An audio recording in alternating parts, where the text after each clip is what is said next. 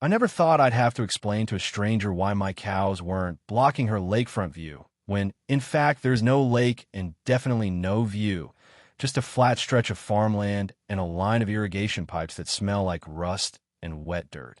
But there she was, standing at the edge of my driveway in neon sandals, clipboard clutched like a weapon, declaring that my family's property had been zoned by the community as a public campsite.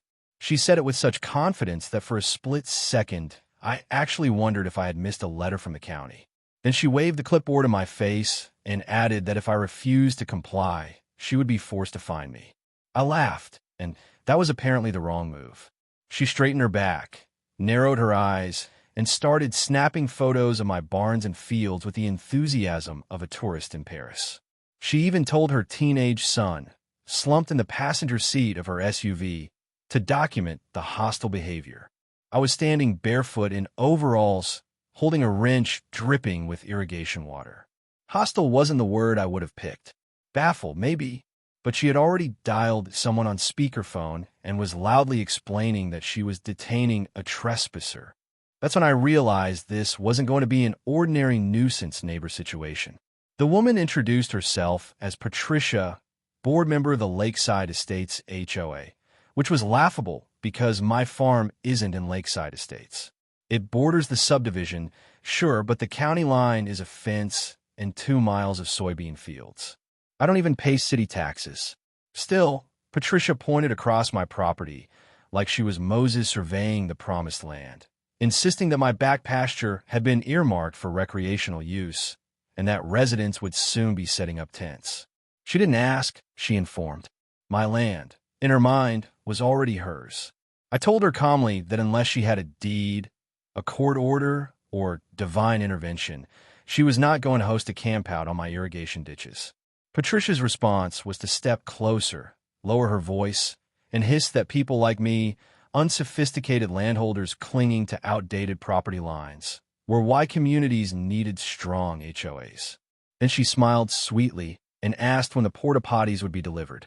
That was the moment something inside me clicked. She wasn't just confused. She was staking a claim, trying to turn imagination into reality through sheer audacity. I've dealt with drought, equipment failures, coyotes, and banks breathing down my neck. None of those rattled me. But Patricia? Patricia was a storm front of entitlement, and she had no idea I've been perfecting the art of patient, strategic retaliation since the first time a banker tried to lowball my grandfather. So I played along. I told her I'd consider her request and asked if she had a copy of the zoning map. She beamed, certain she'd won, and promised to drop paperwork by later. Then she drove off, leaving tire ruts in my gravel and a promise echoing in the dust. We'll be back to set up camp this weekend. That night, I sat on my porch with a beer, staring at the horizon where Lakeside's cookie-cutter roofs lined up like smug little teeth. I thought about what Patricia had said about property lines being outdated. The absurdity was infuriating, but also entertaining. Because if she really wanted to camp on my farm, I knew exactly which pasture she'd choose. And I also knew that pasture connected directly to an old sewage lagoon we hadn't used in years, but still had the pumps rigged. I went to bed grinning. This wasn't going to be about yelling at neighbors or chasing people off with threats. This was going to be a game of patience, precision, and poetic timing. Patricia thought she was writing the rules. She had no idea she'd just wandered into mine. The paperwork Patricia promised wasn't paperwork at all. It was a stack of printed screenshots from Zillow, a few highlighted passages from what looked like a landscaping blog, and a handwritten note that simply read, "This is a courtesy before enforcement." She slid it into my mailbox the next morning like she was serving court papers. I found it when I went out to grab the feed delivery receipt. The sight made me laugh so hard I nearly dropped the envelope into the mud. Still, it wasn't the absurdity of the documents that stuck with me. It was the postscript scrawled at the bottom of her note. "We expect the pasture to be cleared of debris and made accessible by Friday evening." My debris, for the record, was a perfectly healthy crop of soybeans. I suddenly pictured Patricia walking through waist-high rows with a group of lakeside campers trailing behind, all of them in polos and boat shoes, bewildered when they realized a soybean isn't a bush you roast marshmallows over. Friday evening came faster than I expected, and so did Patricia. At around 6, I heard engines on the gravel. I stepped out onto the porch and saw 3 SUVs lined up, their trunks packed with folding chairs, coolers, and an actual pop-up canopy. Patricia was in the lead, directing the caravan with the grandiosity of a parade marshal. Behind her, a couple of other families hesitated, clearly unsure, but too polite or too intimidated to back out. They followed her down my drive, as if it was a private lane into Disneyland. I intercepted them at the gate. I told Patricia flatly that this was private property, not a campsite, and I wasn't going to ask again. She didn't flinch. Instead, she held up her phone and announced that she was recording evidence of harassment. Then she motioned to the others, urging them to start unloading. A few opened their trunks but stopped midway, shooting me apologetic glances. Patricia must have noticed the hesitation because she pivoted her approach. She leaned closer to me, lowered her voice, and said she'd already spoken to the county assessor, who supposedly confirmed the land was under community jurisdiction. She even claimed my great-grandfather had willed part of the acreage for recreational use. The lie was so bold, I almost admired it. But when I asked her to produce the will, she deflected, snapping that I was holding up dozens of children from enjoying nature. The SUVs contained exactly 2 sulking teenagers, both glued to their phones. At this point, I realized Patricia wasn't just bluffing. She was testing me, like a poker player who pushes all her chips and see if the other person folds. She assumed I'd back down to avoid a scene. She underestimated how comfortable I am with scenes. I told her she could set up wherever she liked, but I wouldn't be responsible for what she found out there. She took that as a victory and ordered her group to follow her across the gate into the back pasture. I didn't try to stop them. I simply stepped aside, hands in my pockets, wearing the same expression I use when the banker tells me about new loan products. Neutral, unreadable, quietly amused. Patricia strutted down the dirt track like she'd just conquered new territory, barking at the families to hurry. They set up their canopy near the lowest point of the pasture, a shallow dip where water tends to collect. She called it the Central Commons. I call it the place mosquitoes breed in August. That night, as dusk rolled in and I heard the faint strains of acoustic guitar floating from the Central Commons, I sat on my porch and reviewed the mechanics of the old sewage lagoon system. The pumps were still intact, connected by rusting pipes that fed directly to that low field. They'd been dry for years, but all it would take was some rerouting from the barn tanks. It wasn't difficult, just unpleasant. A plan started forming. Not a threat, not violence, just a simple consequence of camping where you don't belong. The next morning, Patricia was back in my driveway, but this time she brought reinforcements. 2 HOA board members in matching polos, clipboards in hand. They were polite at first, all smiles and small talk, but when I asked them what they wanted, they launched into a speech about collective stewardship and communal space obligations. Patricia stood behind them, arms folded, smirking. It was clear this wasn't just about a campsite. It was about dominance. I let them finish, nodded thoughtfully, then asked if they were willing to sign liability waivers for their so-called campsite. They blinked, confused.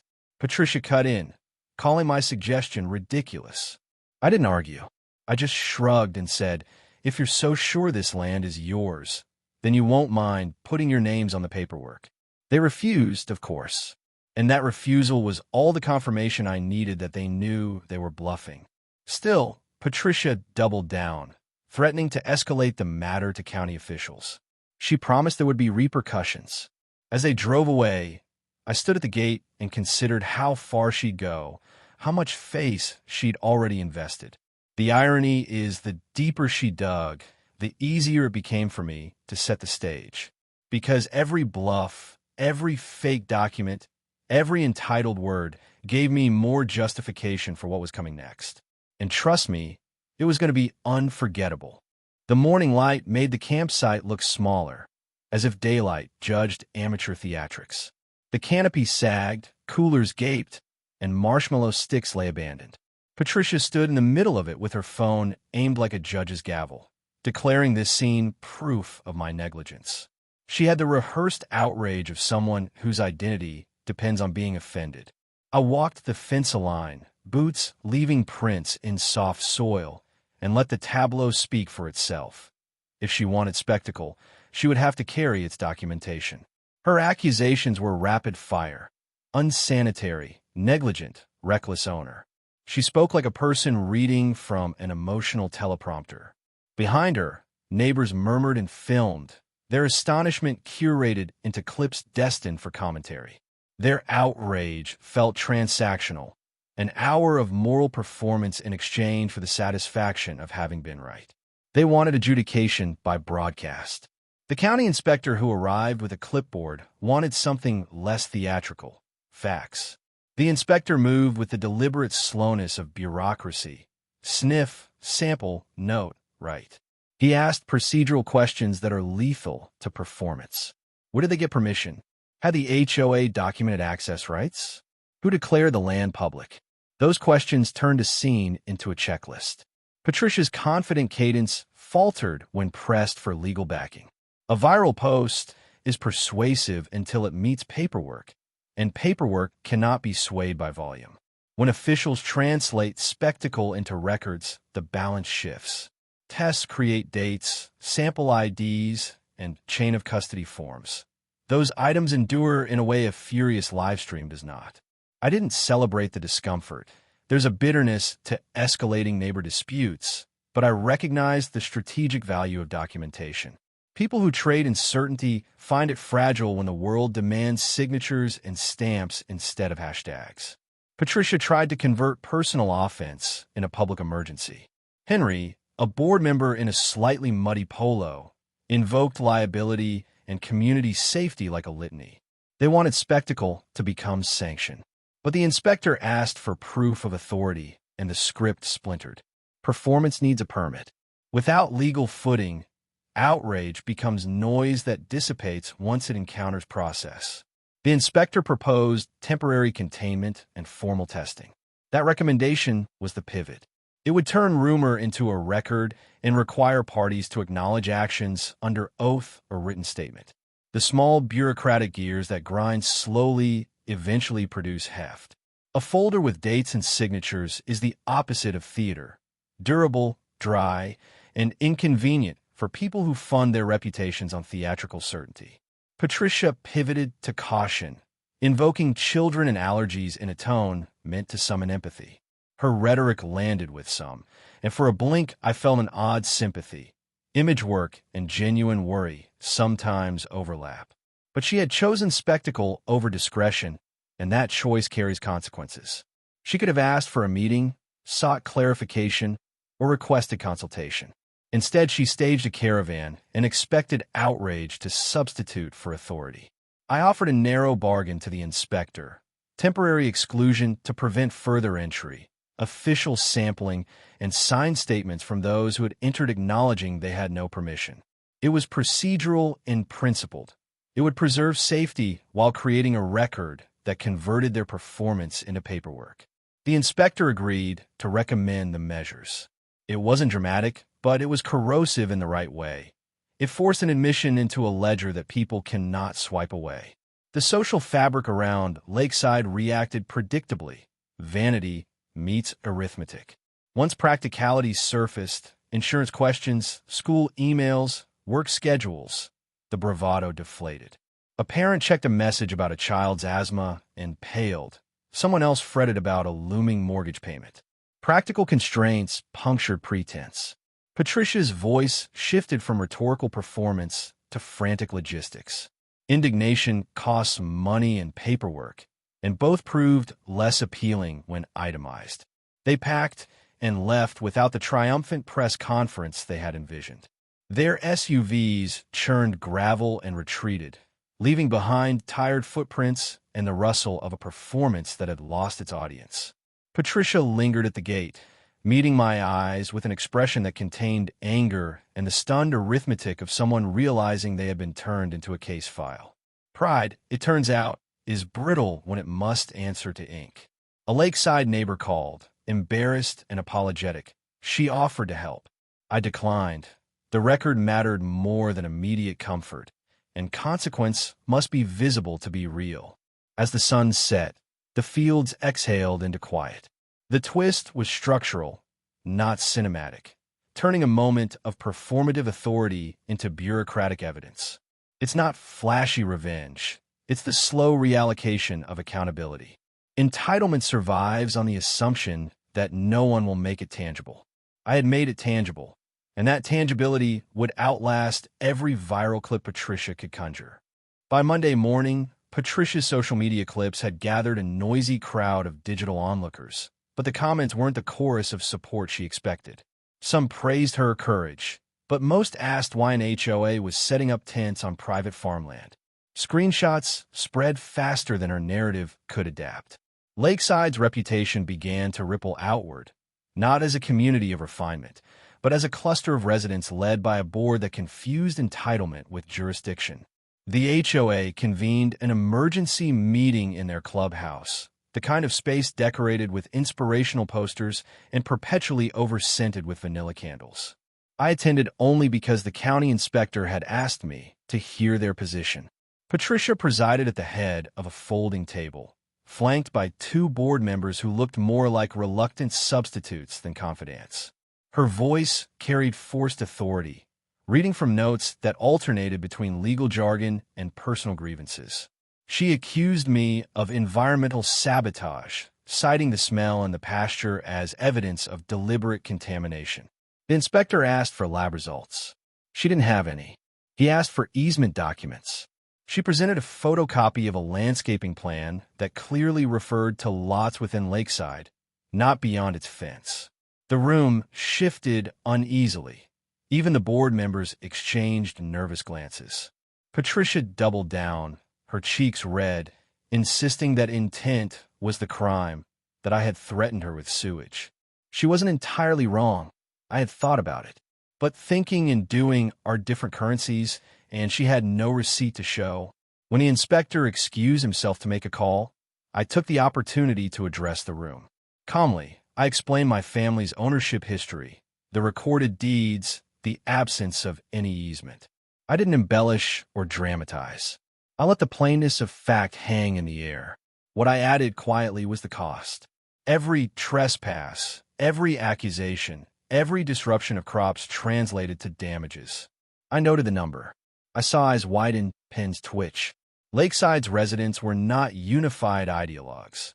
They were homeowners calculating property values. Patricia's crusade had just turned into their liability. The inspector returned, expression neutral, and announced that the county confirmed my acreage was not under HOA jurisdiction. He recommended an immediate cease and desist against further encroachment. The effect was surgical. Conversations dropped, whispers stilled, and Patricia's authority, which had thrived on momentum, collapsed under silence. She slammed her notes down, muttering about corruption and collusion, but her words landed like brittle twigs breaking. Yet defeat didn't loosen her grip, it hardened it. A day later, I found signs posted along my fence line. Future site of Lakeside Community Commons. Cheap stakes, laminated sheets, but enough to stir outrage among passersby who thought progress was being stalled by a stubborn farmer. Patricia had traded paperwork for propaganda. The escalation was both predictable and desperate. I didn't remove the signs. I let them flutter because every gust of wind was another recordable violation. Instead, I began collecting affidavits. Delivery drivers, neighbors, even one board member who privately admitted discomfort, all willing to state Patricia had misrepresented the land. Each affidavit was a nail, each one hammered with precision. Patricia wanted noise, I wanted permanence. The twist arrived when a Lakeside parent, tired of the circus, leaked board emails to the county. The emails revealed Patricia had bypassed formal votes, invented resolutions, and doctored meeting minutes to give her actions legitimacy. Her own colleagues had been blindsided. The county forwarded me copies. Reading them was like peeling wallpaper and discovering rot underneath. It wasn't just a neighbor's delusion. It was a deliberate campaign of control, propped up by falsified documents and fear of confrontation.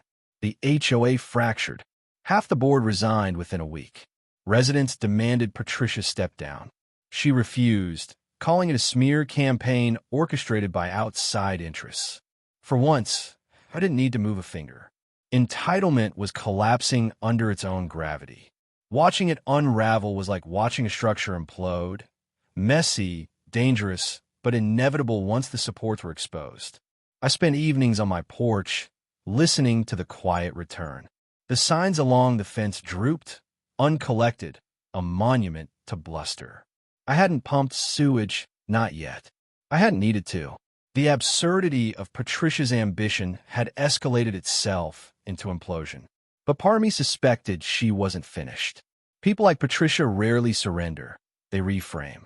And if she was planning a last strike, I intended to meet it not with force, but with precision sharper than she could imagine. The long game wasn't over. It was entering its most satisfying stage.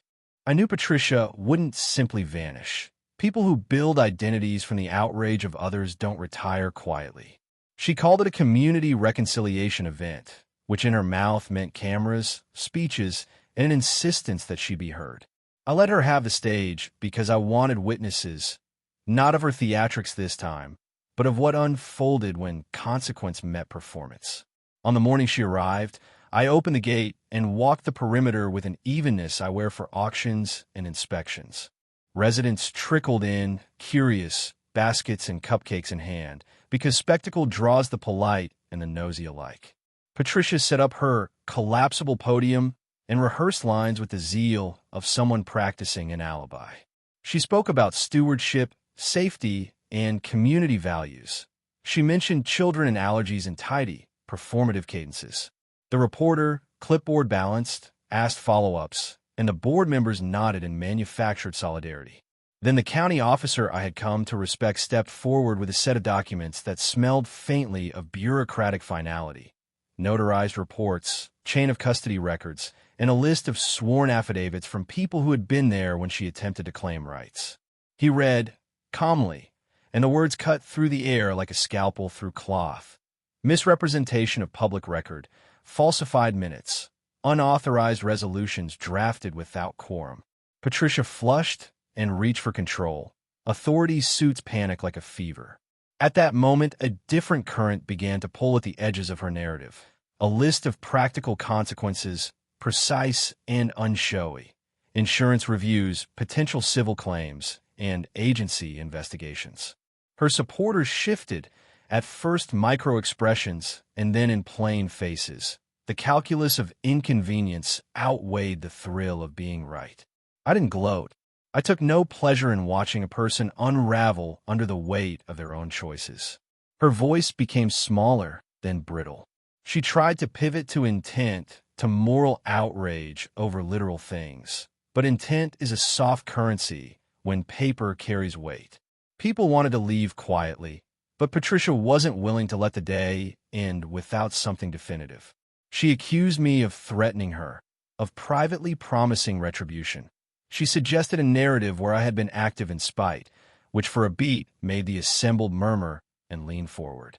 I looked at her, at the tightening around her mouth, the way her hands tried to anchor the podium, and said nothing. Silence, when held long and steady, has its own law. Then came the twist she could not have anticipated. One of her own, Henry, the board member who'd once nodded along to her schemes, stepped up and spoke with a clarity that felt like betrayal to Patricia and liberation to the rest. He admitted he'd been misled, apologized for having signed minutes without reading them, and then produced an email thread showing that Patricia had drafted language and asked him to rubber stamp it. The room shifted like tectonic plates. Partisan loyalty slipped when proof joined the argument. Patricia's face flickered between anger and disbelief. The persona she'd built on unchallengeable certainty crumbled into a scramble for salvage. The reporter's recorder clicked. The county officer made notes. It could have ended there with humiliation and a resignation letter, but the final twist was quieter and more human. Patricia's husband arrived late, red-faced and furious. But in the midst of his outrage, he handed Patricia a slip of paper and collapsed into a kind of exhausted, private grief. It turned out the man had been quietly shouldering financial strain and had confided in Patricia an anxiety that fed her need for control. He asked her to step back and seek help. That confession did not excuse what she'd done, but it reframed her from cartoon entitled villain to someone reacting out of fear and dwindling agency. I felt an odd compassion, even as I watched the consequences close like a trap. In the weeks that followed, the HOA fractured. Policies were rewritten, and Patricia resigned under pressure to avoid protracted litigation. She left with a box of personal effects and the stubborn dignity of someone who still believed she was vindicated. I received letters, some angry and some apologetic, and a reader from the paper suggested I write an op-ed about private property and collective responsibility. I considered a theatrical finale, something crude and vindictive that might satisfy the itch of humiliation. But the small, enduring victory felt better.